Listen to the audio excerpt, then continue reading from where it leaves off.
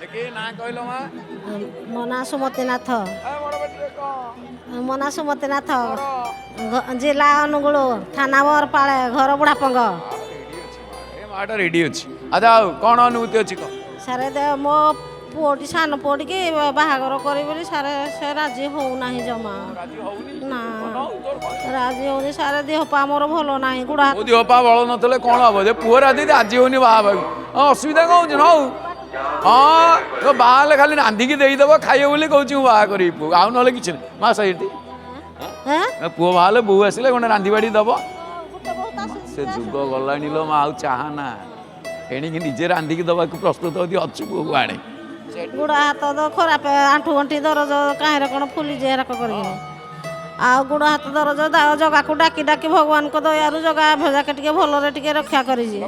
ହଁ ହଁ ଆଉ ସେଇଥିପାଇଁ ମୁଁ ଗୁଡ଼ି ବାନ୍ଧିକିନି କଳ୍ପ ବଟରେ ଆସିଛି ପୁଅକୁ ମାନସିକ କରିକିନି। ହଁ ଜୟ ଜଗନ୍ନାଥ ଟିଭି ଦେଖା ସକାଳୁ ରାତି 11ଟା ଯାକେ ଏକାଦଶୀ ଯେବେ ହଉଛି ସବୁଦିନ ଏକାଦଶୀ ସଇଲେ ଯାଇ ଶୋଇବି ସାରେ। ହଁ ଧନ୍ୟବାଦ। ଜୟ ଜଗନ୍ନାଥ।